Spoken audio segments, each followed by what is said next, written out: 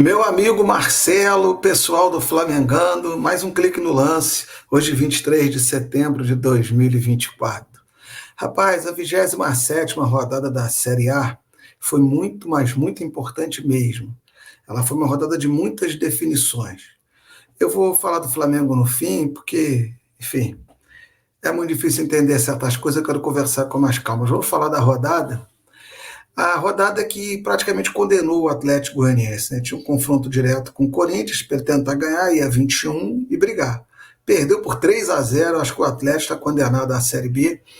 Um time que quem acompanha aqui o Clique, né, sabe que eu achava que ficaria ali entre os 10, 12 primeiros no máximo.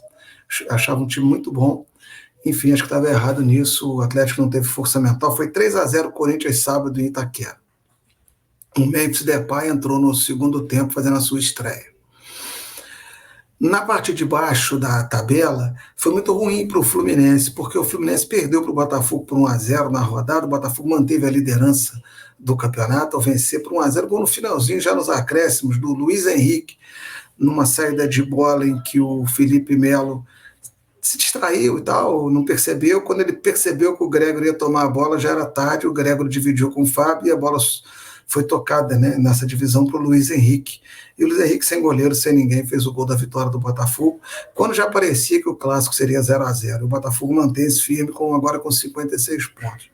Mas falava do Fluminense, e o Fluminense se afundou, porque como o Corinthians ganhou, o Vitória ganhou por 1-0 do Juventude, gol do Gustavo Mosquito de pênalti, o Fluminense caiu para a antepenúltima posição, só à frente do Atlético, e do Cuiabá, que empatou em 0-0 com o Cruzeiro em Minas, não ganhou o jogo porque o Cássio evitou a derrota do Cruzeiro.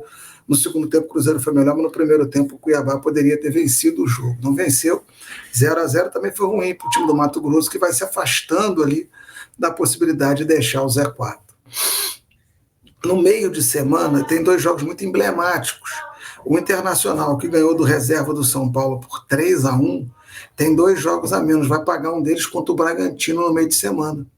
Se ele ganhar, o outro jogo a menos é com o Flamengo, ele pode alcançar o Flamengo.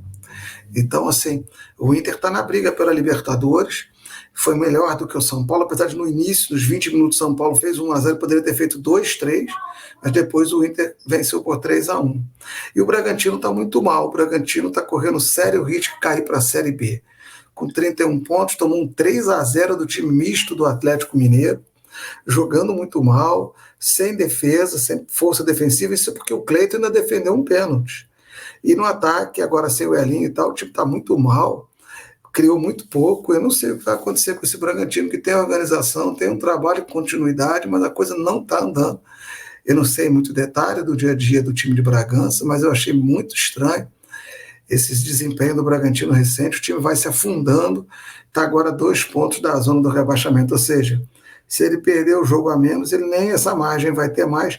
E o outro jogo a menos é Grêmio e Criciúma, que estão ali brigando. O Grêmio, que é outro Flamengo, né? Não vamos falar, 3-2, chegou a 31, 2 pontos acima da zona, e o Criciúma está com 29.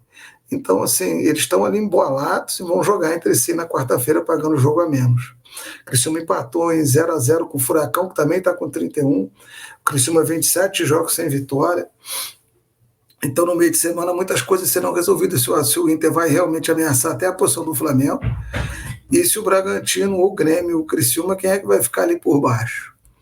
Bom, lá na parte de cima, o Fortaleza mostrou força. Eu não vi o jogo do Fortaleza, estava vendo o Botafogo Fluminense, mas foi 4-1 em cima do Bahia, um resultado bastante expressivo.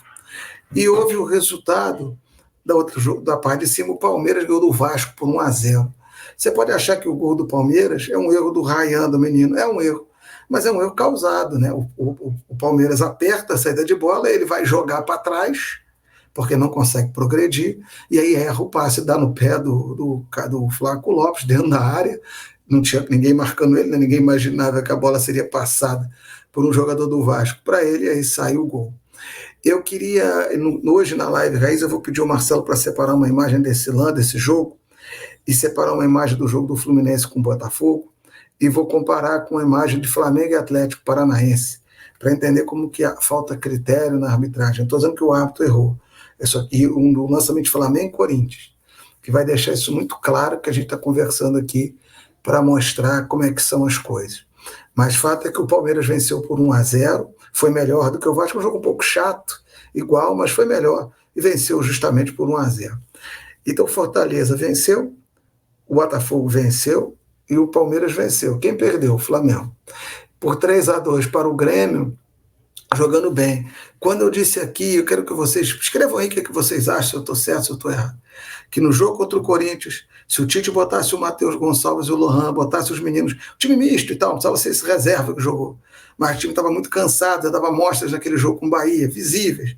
O Flamengo tinha jogado o jogo, ele insistiu de botar o time que não tinha condição física, perdeu. Ontem ele botou, mas botou muito reserva. O time jogou bem. O time foi mal defensivamente e tal, mas jogou, propôs jogo, tocou a bola, foi incisivo em cima do Grêmio, fez 2 gols, é porque levou 3, né? Mas assim, teria dado certo se tivesse posto o Matheus Gonçalves naquele dia em Itaquera, na minha opinião, claro que não tem como a gente saber. E o Carlinhos foi expulso num lance que mostra que ele ainda não está pronto, mas eu acho que o juiz foi um pouco firme demais. Tem lances desses no campeonato que são amarelo e eu acho que o amarelo caía bem ali. Agora, eu não entendo, num jogo em que o Flamengo está com o time todo reserva, o Gabigol não jogar, sequer entrar. Eu acho isso errado. Mas o Gabigol está numa fase ruim. Gente, era o time reserva, tem que dar rodagem para ele. Acho que o Tite não quer respeito.